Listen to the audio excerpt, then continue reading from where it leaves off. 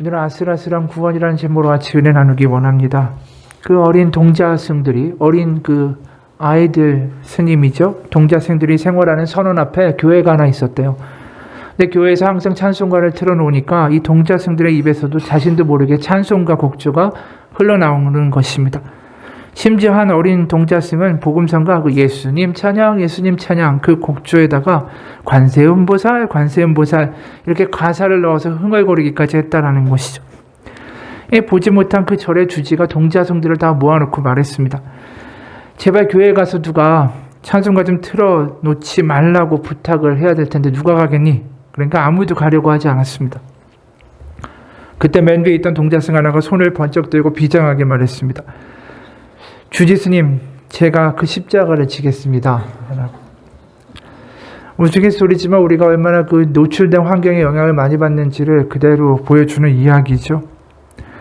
우리 일상생활도 마찬가지 아닙니까? 늘상 옆에서 막 욕하는 사람이 있다면 그 사람의 언어가 나한테 물들어오는 것은 사실 시간 문제입니다. 실제로 그 아이들이 욕하는 부모한테서 그 욕을 배우는 것이 아닙니까?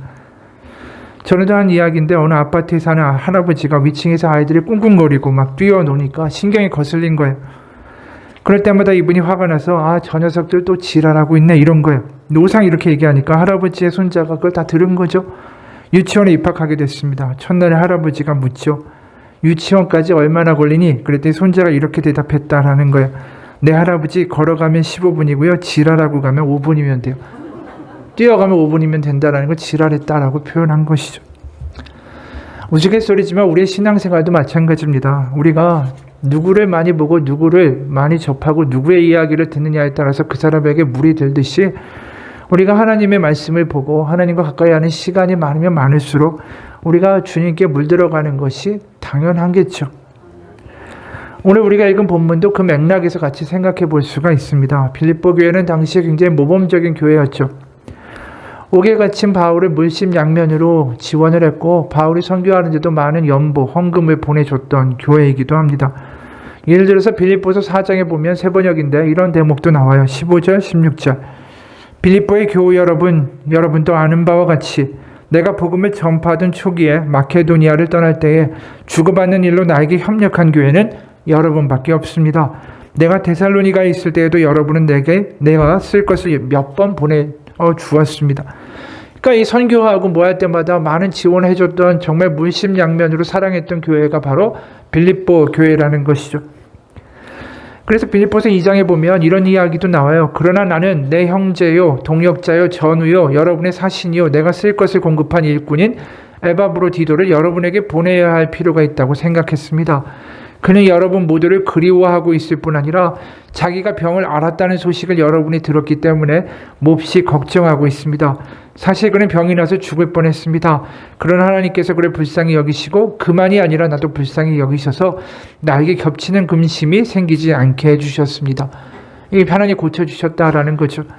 근데 이 에바브로디도라는 사람이 아프다는 이야기를 빌립보 교회가 들으니까 얼마나 근심할까. 이 에바브로디도도 마음이 근심되고 이 얼마나 끈끈한 관계가 있는지 이 서신서를 보면서 우리가 알게 되는 것이죠. 바울이 이 빌립보 교회를 세우고 떠난 게 그렇게 짧은 기간에 세우고 떠났어요. 그런데도 이렇게 애틋한 마음이 있고 멀리 있어도 편지로나 걱정하고 근심하고 기도하고 도와주고 이 얼마나 아름다운 모습인지 몰라요. 근데 이 교회에 문제가 있다라는 거예요. 완벽하진 않다라는 거죠. 그게 교회 내 갈등이 있다라는 것입니다. 빌립보서 4장을 보면 2절에 이런 말씀이 나옵니다. 내가 유오디아를 권하고 순두개를 권하노니 주 안에서 같은 마음을 품으라. 이 교회 내에 있던 두 여성 지도자가 패를 갈라가지고 갈등을 일으키고 있다라는 것입니다. 그러니까 같은 마음이 돼야 되는데 그 같은 마음은 결국 어떤 마음이냐면 그리스도의 마음이라는 거예요. 그게 빌립보서 2장 5절입니다. 너희 안에 이 마음을 품으라 곧 그리스도 예수의 마음이니. 그러니까 지금 싸우고 있는 분쟁의 모든 근본적인 이유는 각각 자기의 마음으로만 생각하고 판단하기 때문이라는 것이죠. 그러니까 그리스도의 마음을 품어야만 한 마음이 될 수 있다. 우리가 많은 경우에 누구와 갈등이 생기면은 그 갈등하는 상대방의 그 못된 점하고 나한테 했던 말하고 그 사람의 표정하고 내가 어떻게 갚아줄까 하면서 그 생각을 우리 머릿속에서 골똘하게 할 때가 많아요. 그러다 보면 우리의 삶의 많은 시간들이 그 사람을 묵상하는 데 쓰이고 있다라는 걸 나중에 알게 되죠. 우리가 그 시간에 하나님을 묵상해야 되는데 상대방의 말과 표정과 나한테 했던 태도와 이것 때문에 우리의 마음과 시간을 써버리는 때가 많다라는 거예요. 하나님께 물들어야 할 시간을 그 사람을 생각하며 그 사람께 물들어 간다라는 것이죠. 어느 목사님이 그 교회 안에서 자기를 비방하는 교인이 있었어요. 너무 비방을 많이 하니까 목사님이 늘 그 신경이 거기에 가 있는 거예요. 그러니까 기도할 때도 하나님, 저 교인이 교회를 떠났으면 좋겠습니다. 떠나게 해달라고.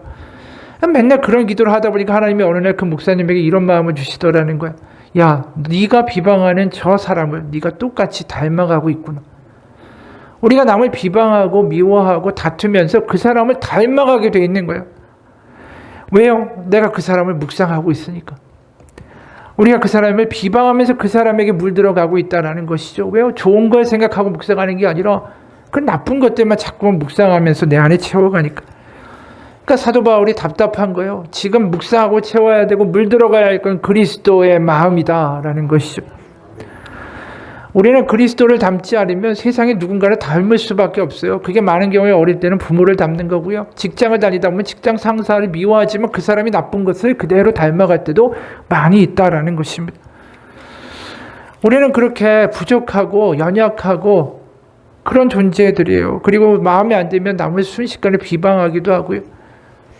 그러면서 서로 상처 주고 그런 부족한 존재들이 우리라는 것이죠.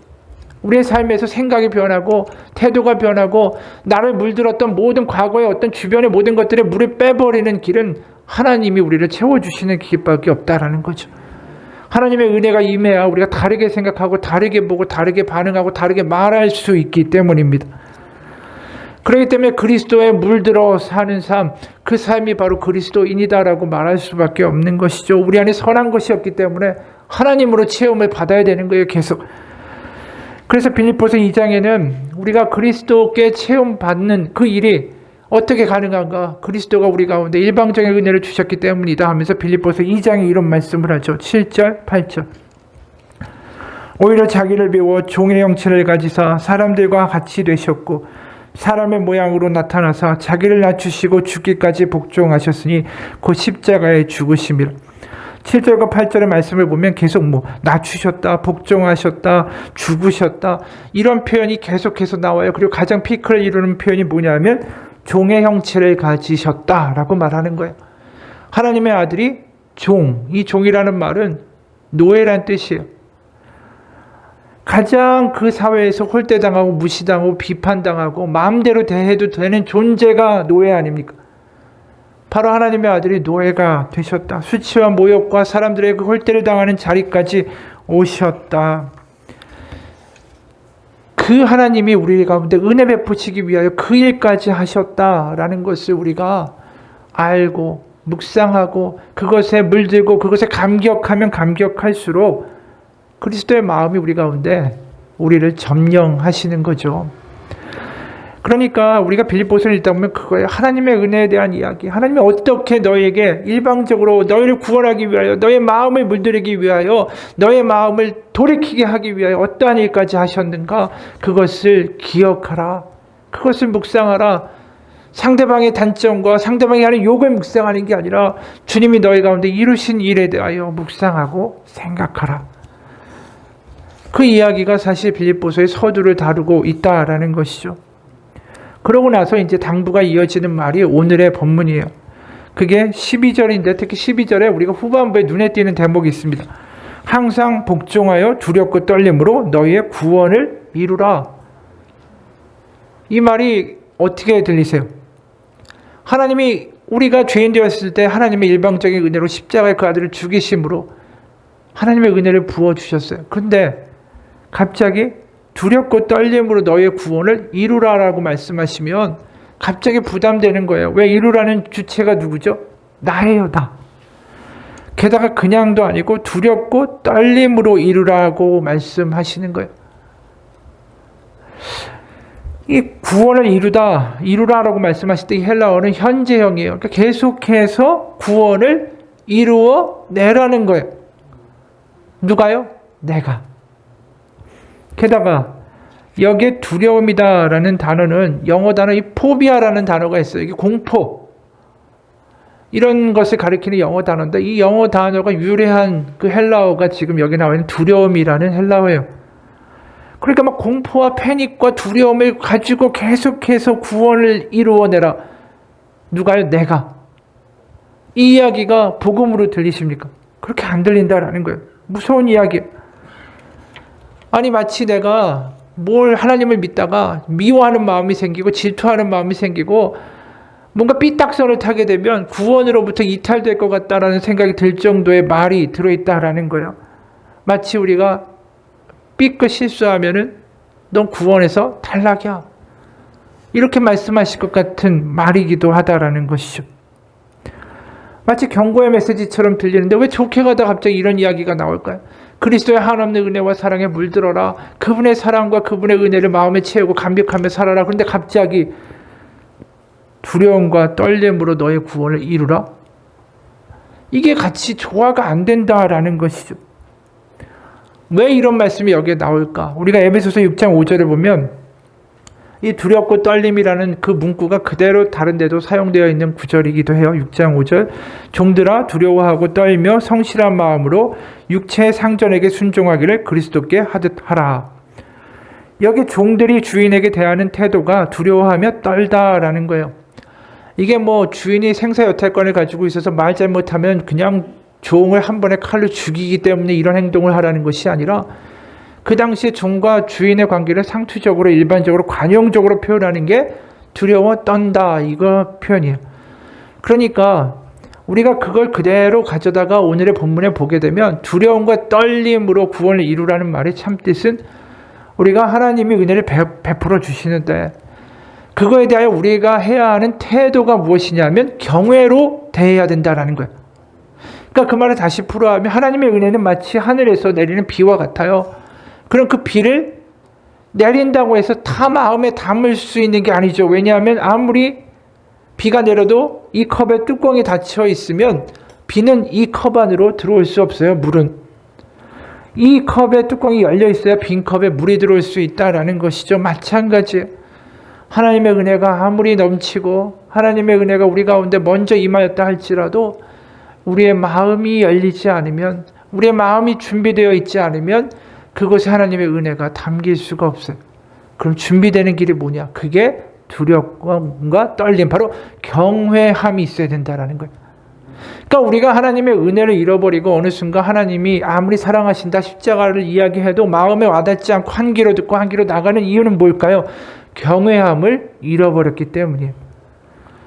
그러니까 하나님의 은혜는 항상 우리 가운데 있어요. 그런데 실족하게 되는 이유는 뭡니까? 하나님이 우리를 실족시키시는 게 아니라 스스로 경외함을 잃어버림으로 우리의 마음이 마치 컵의 뚜껑이 닫힌 것처럼 닫혀버림으로 하나님의 항상 존재하는 은혜에 대하여 무감각하게 되어버린다. 메말라 버린다라는 것이죠. 경외함은 결국 뭘까요? 이 두려움과 떨림이라고 말하지만 결국 하나님의 사랑에 대하여 은혜에 대해 진지해지는 거예요. 바로 하나님의 마음에 그 하나님의 사랑과 마음에 우리가 감동되고 우리가 뭔가 물들어가는데 가장 큰 관건과 그 허들이 뭐냐 하면 경외함이라는 거죠. 그러니까 바울이 물들어가라는 이야기를 계속하면서 갑자기 이야기를 하는 것은 너의 마음이 물들기 위해선 하나님에 대한 경외함이 회복돼야 돼. 그 이야기를 하고 있는 것입니다. 네가 하나님의 마음에 대한 그 사랑에 대한 경외함이 회복되면 그 다음에 어떤 일이 일어나냐면 그 하나님의 사랑이 폭포수가 같이 들어올 것이다 라는 거죠. 에베소서 3장 17절 18절 19절에 이런 말씀이 있는데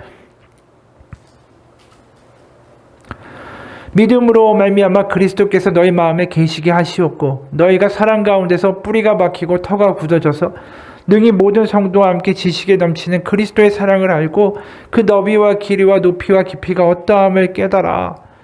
그러니까 아무리 그 큰 사랑이 있고 아무리 그 넓이와 폭과 너비와 깊이와 무게를 전혀 측량할 수 없는 사랑이 있다 할지라도 그걸 깨달아 알지 못하면 아무 소용이 없다라는 거죠. 그걸 깨달아 알게 되는 것, 하나님에 대한 경외함을 회복하는 거예요.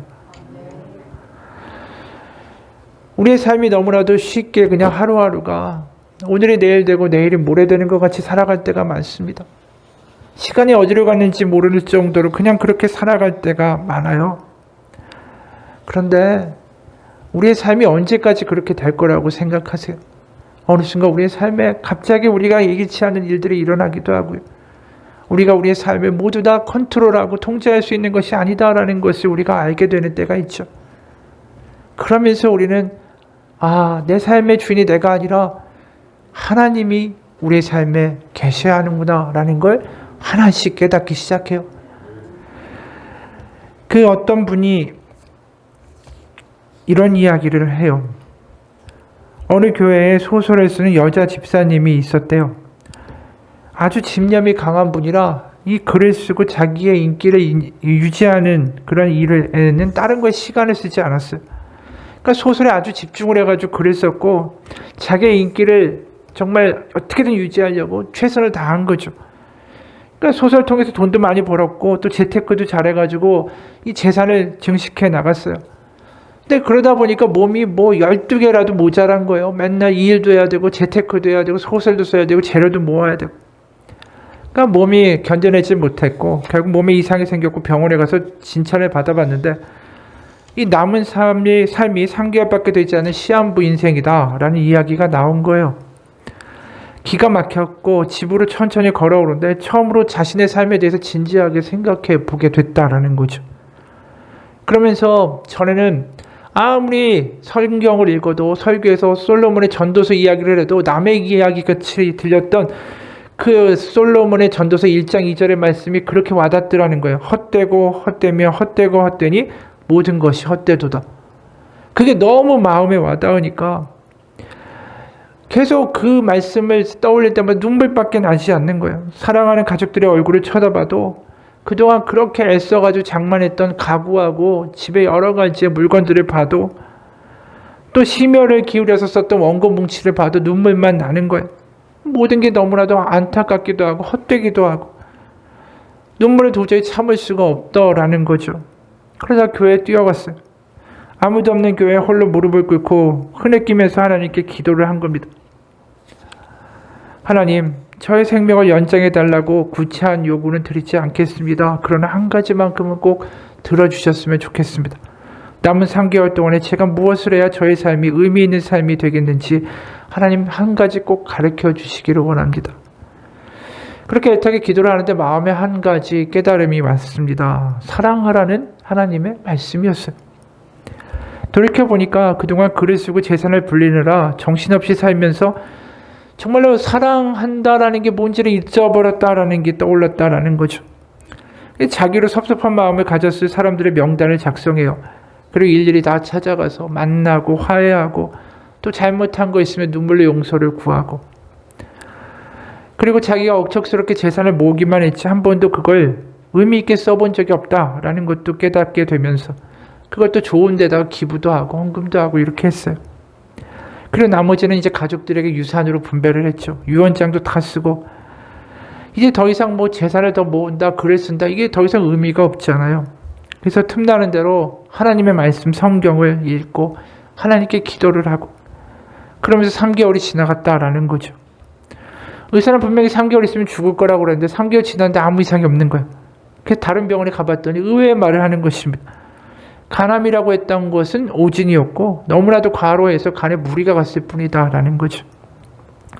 그 소식을 듣고 목사님이 찾아왔어요. 집사님, 얼마나 억울하세요. 어디 가서 이 오진에 대한 보상을 받겠습니까? 그랬더니 이 집사님이 그때 잔잔하게 웃으면서 이야기했습니다. 아닙니다, 목사님. 저는 제 생애에 있어서 지나간 3개월처럼 의미 있고 값진 삶을 살아본 적이 없습니다. 앞으로 저의 남은 삶이 얼마가 되든 간에 저는 언제나 시한부 인생을 살아가는 심정으로 살려고 합니다. 우리도 다 마찬가지예요. 우리도 다 시한부 인생 아니에요, 결국. 어느 순간에는 다 하나님의 부르심을 받아 이 땅을 떠날 수밖에 없는 존재들이다라는 것이죠. 우리의 주제를 아는 순간, 내가 어떤 존재인지 주제 파악이 되는 순간에 드는 감정, 그게 경외함이에요. 하나님을 경외하지 않는 이유는 뭘까요? 내 주제 파악이 안 돼서 그래요. 내가 얼마나 작은 존재인지, 내가 얼마나 못난 존재인지, 우리가 연약하고 부족하고 정말 못난 존재라는 것을 고백할 때 하나님밖에 의지할 곳이 없다라는 것을 경험하게 되고, 그 자리가 하나님을 인정하고 경외하는 자리가 됩니다. 내가 약해질 때 하나님은 더 커지시고요, 내가 연약할 때 강함되어 주시는 것을 우리는 그 자리에서 경험할 수 있습니다. 그래서 우리의 인생이 잘 될 때 하나님을 경외하는 것보다 거꾸로 우리 인생이 때로는 힘들고 눈물이 있을 때 하나님을 경외하는 것을 배워가기 시작해요. 그래서 누가 이런 글을 썼어요. 정우승이란 시인이 내가 사랑하는 사람이란 시를 썼는데, 그 시가 이렇습니다. 나는 그늘이 없는 사람을 사랑하지 않는다. 나는 그늘을 사랑하지 않는 사람을 사랑하지 않는다. 나는 한 그루 나무에 그늘이 된 사람을 사랑한다. 햇빛도 그늘이 있어야 맑고 눈이 부시다. 나무 그늘에 앉아 나뭇잎 사이로 반짝이는 햇살을 보면 세상은 그 얼마나 아름다운가. 그러니까 그늘이 있는 인생, 그늘이 겪어본 삶을 그 사람은 아름답다라고 이야기하는 거죠. 그래서 나는 눈물이 없는 사람을 사랑하지 않는다. 나는 눈물을 사랑하지 않는 사람을 사랑하지 않는다. 나는 한 방울 눈물이 된 사람을 사랑한다. 기쁨도 눈물이 없으면 기쁨이 아니다. 사랑도 눈물이 없는 사람이 어디 있는가. 나무 그늘에 앉아 다른 사람의 눈물을 닦아주는 사람의 모습은 그 얼마나 고요한 아름다움인가. 우리 삶을 살아가면서 눈물도 겪고, 때로는 고난도 겪고, 무시도 당하고, 아픔도 겪고, 그러면서 그 자리에서 우리는 하나님을 경외하는 것을 배우게 돼요. 조니 에릭슨 타다라는 분이 있어요. 이분이 유명한 기독교 작가면서 사지가 10대 때 마비된 환자예요. 그러니까 자기 힘으로 거동이 불가능한 사람이죠. 이분이 어느 교회에 가서 이제 강연을 했는데, 강연하고 쉬는 시간 동안에 화장실에서 수많은 그 교회의 여인들이 그 화장실에서 이야기를 건넨 거예요. 조니, 당신은 휠체어에 앉아있을 때 어떻게 이렇게 한결같이 행복해 보이고 변화가 없는 것 같고, 나도 당신의 기쁨을 누릴 수 있었으면 좋겠습니다. 그러니까 주변에 있는 다른 여성분들도 고개를 끄덕였습니다. 그러면서 물었어요. 비결이 뭡니까? 그랬더니 이 여성 조니 에릭슨 타다가 이렇게 얘기했어요. 그렇지 않아요. 내가 오늘 아침에 어떻게 일어나는지 솔직하게 말해줄까요? 이게 나의 평범한 일상이죠. 내 남편이 새벽 6시에 일하러 나가면 난 7시에 현관문이 열리는 소리가 날 때까지 혼자 있어요. 그리고 한 친구가 나를 일으키러 오죠. 그녀가 커피 타는 소리를 들으면서 나는 이렇게 기도하죠. 오 주님, 저의 친구가 곧 저를 씻기고 옷을 입히고 의자에 앉혀주고 머리를 빗기고 이를 닦아주고 문 밖으로 데리고 가겠죠. 저는 다시 한번 이런 일상에 직면하고 이길 힘이 없습니다. 저에게는 아무 능력이 없습니다. 하루 동안 지을 미소도 저에게는 남아있지 않습니다. 하지만 하나님께는 있습니다. 제가 주님의 것을 가져도 될까요? 하나님, 저는 주님이 간절히 필요합니다. 라고요. 그럼 당신 친구가 침실에 들어오면 어떤 일이 생기죠? 그 중에 한 사람이 물었다. 그리고 이분이 이렇게 대답했어요. 그럼 친구를 향해 고개를 돌리고 하늘에서 나에게 보내준 미소를 지어 보입니다. 그 미소는 내 것이 아닙니다. 하나님의 것이죠. 그리고 자신의 마비된 다리를 가리키면서 말했습니다.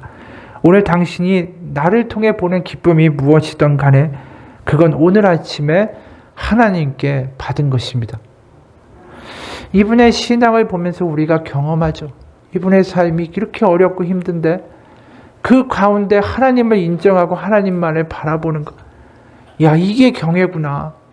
세상에서 보면 아무것도 아니고 불행한 인생인데 어떻게 웃으며 살 수 있는 능력이 나올까?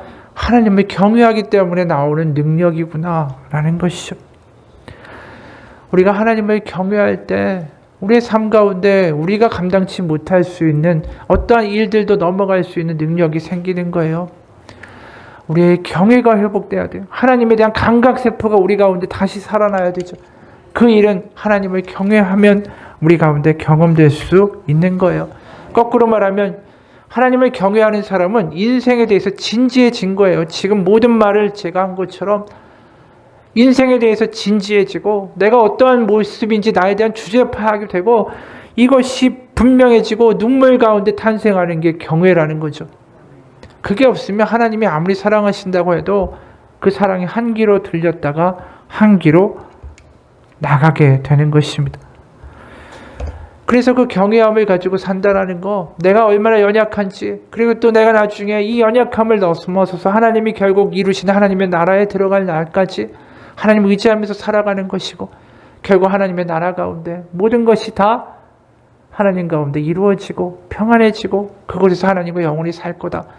이러한 모든 것들이 우리 하나님의 경외함 가운데 우리가 얻게 되는 마음이고 지식이라는 것이죠. 그래서 결국은 그 귀결을 오늘 본문의 15절에 이렇게 이야기해요. 흠이 없고 순결해져서 구부러지고 뒤틀린 세대 가운데 하나님의 흠없는 자녀가 되어야 합니다.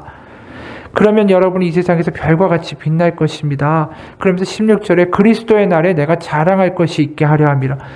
여러분들이 이렇게 되는 게 내가 그리스도의 날에 마지막 날에 하나님 앞에 자랑할 수 있는 것이기 때문에 내가 그걸 위하여 목숨을 걸고 지금 이 길을 가고 있다라고 17절, 18절에 말하고 있는 거예요. 그러니까 하나님을 경외하는 일은 뭡니까? 하나님은 정말 살아계시고 하나님 앞에 나의 부족한 것, 연약한 것 주제 파악이 되므로 진지하게 엎드릴 때 하나님이 우리 가운데 다가오시는 것을 경험하고 그래서 다른 삶을 살게 되고 하나님 앞에 세상 가운데 정말 부끄럽지 않은 삶을 살 수 있도록 된다라는 거죠. 모든 비밀이 뭐라고요? 경외라는 것이 회복될 때 가능하다라는 거예요. 우리가 우리의 삶을 살면서 하나님을 경외하는 경험이 얼마나 있으십니까? 하나님에 대하여 진지하게 생각하실 때가 얼마나 계십니까? 내가 내일의 삶이 내일로 끝난다고 할 때 우리의 삶은 하나님에 대한 자세가 달라질 수밖에 없을까요? 하나님 앞에 정말로 엎드려져서 깨어져서 정말 하나님 저는 무능합니다라고 고백해 보신 때가 언제입니까? 그 삶이 우리 가운데 사라지면 우리는 하나님의 사랑을 경험하는 데 실패하고 있다는 것입니다. 경외하면 경외할수록 아까 이야기한 대로 하나님의 사랑이 더 크게 느껴지는 거예요. 바다같이 밀려오는 하나님의 사랑을 경험하고 싶다면 거꾸로 하나님 앞에 경외함으로 엎드리십시오. 그러다 보니까 하나님이 때로는 우리의 삶 가운데 눈물을 겪게도 하시는 거예요. 어려움도 겪게 하시고 내가 인생의 주인이 아니다라는 것도 겪게 하시고 그러면서 하나님을 경외하는 법을 배우도록 때로 인도해 나가시죠. 구약의 아브라함을 보면 그 사람도 마찬가지예요. 그가 창세기 12장에서 내가 너로 큰 민족을 이루고 내가 너의 자손을 정말 크게 하겠다라고 이야기하셨잖아요. 그 약속을 믿고 그 당시에 최고의 문명 지역에서 가나안이라는 정말 불모지로 떠나요.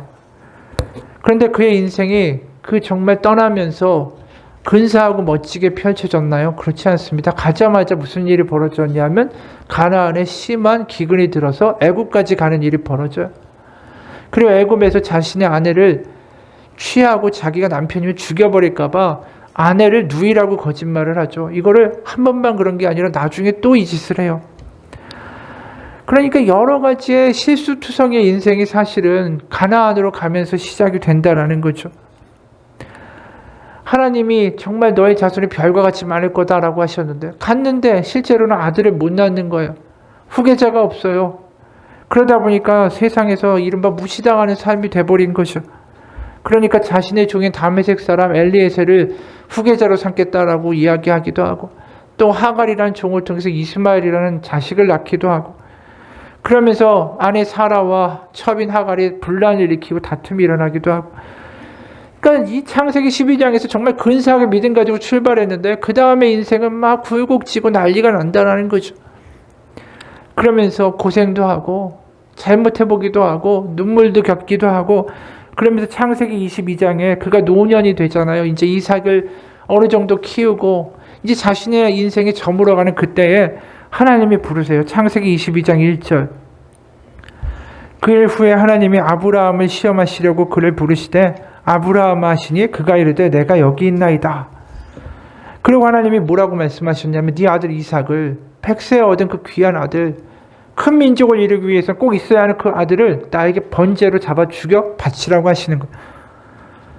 그랬는데 그 명령에 대하여 아브라함이 전혀 거부하거나 고민하거나 시간을 끌거나 지연했다라는 표현이 나오는 게 아니라 3절에 바로 이렇게 나와요.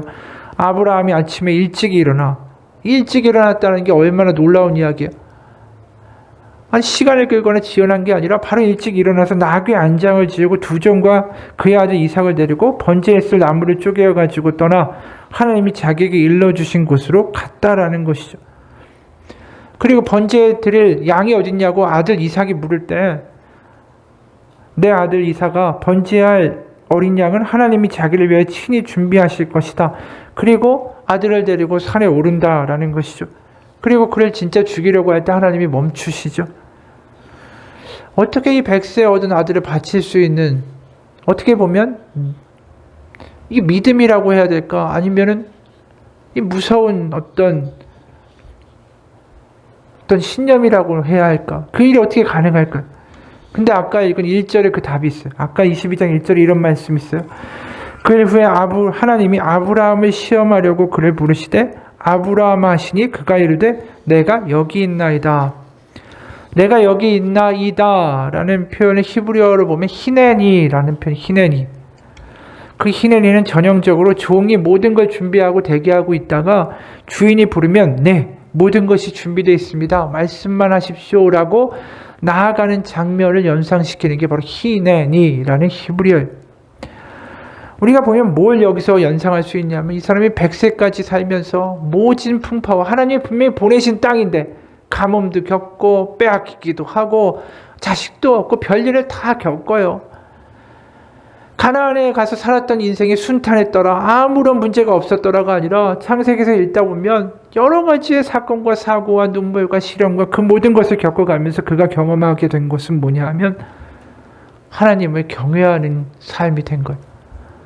아, 내가 내 뜻대로 눈에 보이는 대로 그냥 보이는 게 좋은 게 아니고 내가 생각대로 행동하는 게 옳은 것이 아니고 결국 하나님이 하시는 모든 일들이 옳은 거구나, 하나님이 옳습니다 라고 이야기할 수 있는 경외함을 가진 인생이 됐다라는 거예요. 그러니까 창세기 22장에 히네니 저는 종입니다, 주인이신 하나님의 말씀이 옳습니다 라고 받아들일 수 있는 마음이 준비되었다라는 것이죠. 그렇기 때문에 그 아들을 데리고 고민하지 않고 올라갈 수 있었던 거예요. 왜요? 하나님이 항상 옳은 것으로 나를 인도하신다라는 생각이 있기 때문에. 바로 아브라함이 하나님을 경외하는 인생이 됐기 때문에 이 일을 할 수 있었다라는 것이죠. 우리가 하나님이 거꾸로 원하시는 게 뭘까요? 하나님을 경외하는 거예요. 하나님의 사랑에 대하여 그 사랑을 진지하게 받아들일 수 있는 사람이 되기를 우리에게 원하신다라는 것입니다. 우리의 삶 가운데 때로 지금 어렵고 힘들고 우리가 실패하고 좌절하고 낙담하는 때가 있다면 이때 하나님이 우리를 뭐를 원하시는가를 생각해야 돼요. 하나님이 나에게 경외함을 갖기를 원하시는구나. 우리의 삶에서 어려움이 있다고 자꾸만 딴 데로 다른 해결책을 찾고 다른 방법을 찾고 다른 어떤 위로를 찾는 게 도움이 되지 않습니다. 우리가 때로 하나님을 믿고 거리가 멀어져 있고 방황했다 할지라도 지금 우리에게 하나님이 요구하시는 음성을 듣기 원해요. 두려움과 떨림으로 너의 구원을 회복하기 원한다. 우리가 다시 한번 하나님을 경외하는 사람 되기 원합니다. 하나님과의 관계에 진지해지기 원하고요. 하나님이 하신 사랑에 대하여 감격할 수 있는 그 두려움과 떨림이 우리 가운데 다시 존재하기 원합니다. 그래서 경외함이 이루어진다면, 그래서 하나님이 옳습니다. 하나님이 나를 인도해 가십니다. 저는 하나님이 아닙니다. 하나님만이 하나님 되시고 저는 부족하고 연약한 존재일 뿐입니다. 그래서 하나님을 하나님 되시게 하는 인생이 될 때, 경외하는 인생이 될 때, 그때부터 하나님이 그 소원을 우리 마음에 두사 우리로 행하게 하시는 일이 벌어진다라는 거예요. 오늘 본문 가운데 우리가 아주 유명한 구절이 있잖아요. 빌립보서 2장에 보면 바로 이 구절을 우리가 얼마나 많이 외우고 다닙니까? 13절 너희 안에서 행하시는 이는 하나님이시니 자신의 기쁘신 뜻을 위하여 너희에게 소원을 두고 행하게 하신다. 이 말씀을 갖다 놓고 우리가 비전을 하나님이 너희에게 주셔. 그 비전을 주시니까 기도하렴. 그럼 그 비전 가지고 하나님이 놀라운 일을 너희에게 행하실 거야. 이렇게만 이야기하는데 그거의 전제가 뭐라고요? 하나님을 경외하는 자가 되어야 된다는 거예요. 하나님을 범사에 인정하고 우리의 삶의 하루하루를 시작하면서 저 하나님 없이는 오늘 하루가 살 수 없는 저는 부족하고 연약하고 내일도 알 수 없는 존재입니다. 그게 입술로만 나오는 게 아니라 우리의 뱃속 깊은 곳에서 고백될 때 하나님은 그런 사람에게 소원을 두사 비전을 주시고 행할 일을 깨닫게 하사 그로 하여금 커다란 일을 이루게 하신다라는 거예요.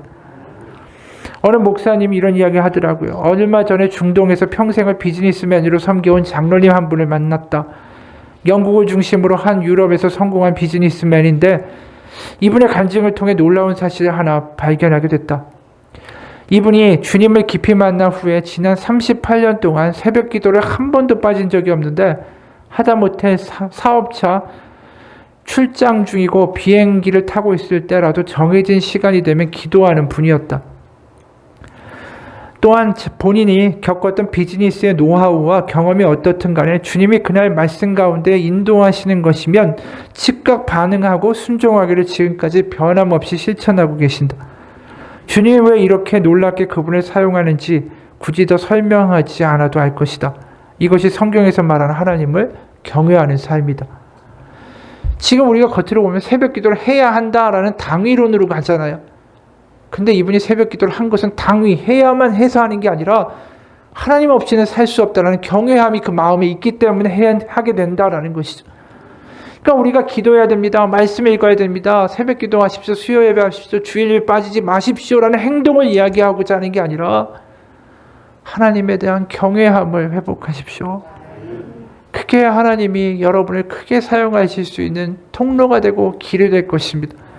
그리고 하나님을 경외하면 하나님의 그 물밀듯이 크신 사랑의 깊이와 너비와 폭과 무게가 너무나도 압도적으로 우리 가운데 밀려올 것입니다. 하나님을 경외하면 그게 하나님 마음을 우리 가운데 채우는 통로가 되고 길이 될 것입니다. 그걸 지금 사도 바울이 아주 애타게 이야기하고 있는 거예요.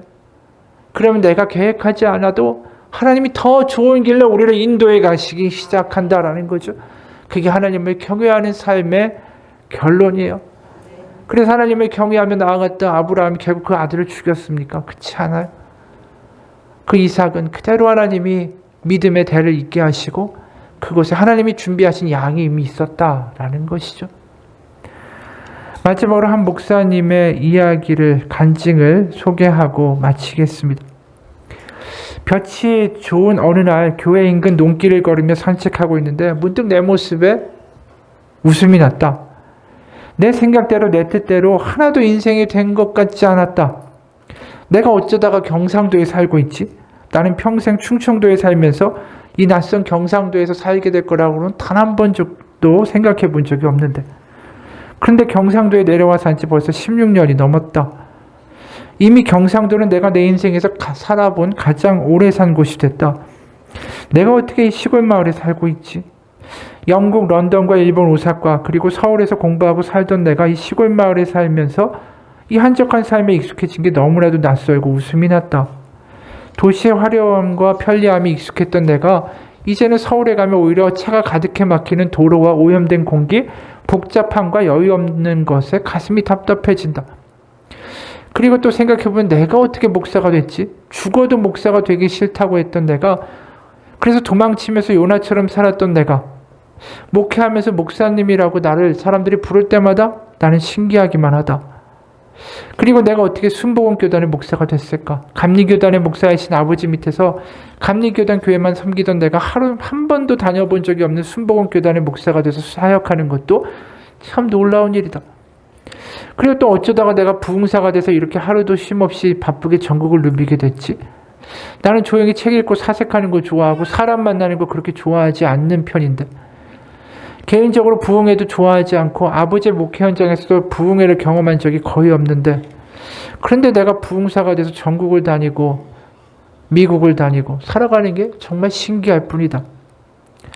그리고 내가 부산 여자랑 그것도 선을 봐서 결혼하다니 매주일 오후에 주일 예배를 마치고 집회를 떠나 토요일이 되어 집에 돌아오면 내 집인데도 너무나도 낯설 때가 많다. 분명히 내 집인데 들어가 보면 부산 여자 1명과 울산 아이 3명이 모여 경기도 사투리로 시끌벅적 대화 중이다. 우리 집에서 경상도 사투리를 나만 못 쓴다. 정말 내 뜻대로 내 생각대로 된 게 하나도 없다. 한참을 내 삶을 돌아보며 웃음 짓는데 어느새 그 웃음이 눈물로 바뀌고 있었다. 내 생각대로 된 것이 정말 하나도 없네. 그래서 참 감사하네. 참 행복하네. 루시 몽고메리 소설 빨간머리 앤에서 앤이 이런 말을 한다. 내 뜻대로 되지 않는다는 건 참 멋진 일이에요. 왜냐하면 내가 생각하지도 못했던 일들이 일어나곤 하거든요. 맞는 말이다.